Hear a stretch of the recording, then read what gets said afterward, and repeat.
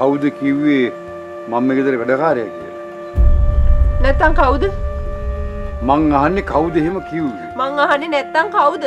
මං අහන්නේ කවුද එහෙම කිව්වේ කියලා. ඇයි දැන් ඔයා මේ ගෙදර ඉන්නේ? මම ඉන්නේ රන්තිලක මහත්තයා කියපු නිසා. රන්තිලක සර් නොකිය කියන්නේ මේ ගෙදර වැඩකාරකමට ඉන්නේ කියලා තමයි. රන්තිලක සර් කවදාවත් මට එහෙම කියලා නැහැ. දැන් රන්තිලක සර් ආයි කවුද? අක්කේ මොකද? මොනවද මේ කියවන්නේ? අනේ මේ තමුසේ කට වහගෙන ඉන්නව. දැන් එහෙනම් මම මේ ගෙදර ඉන්නේ. තමුසේ මගේ මල්ලි.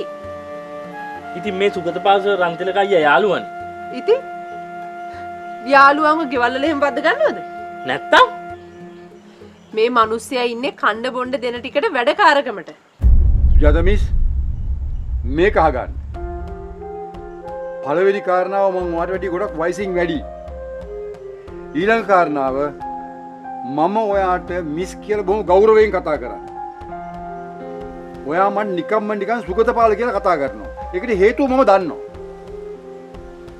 හැබැයි හොඳට මතක තියාගන්න මෙන්න මේ කාරණාව. මිනිස්සෙකුට තියෙන ආත්ම ගෞරවය කියලා එකක්. අන්න ඒකට ගරු කරන්න මතක තියාගන්න. තේරුණ දවසට යන්න දැනකුත් හොයාගන්න වෙයි.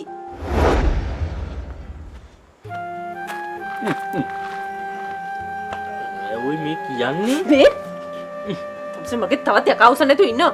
ඔය ගැන මට තේරෙන්නේ නැහැ.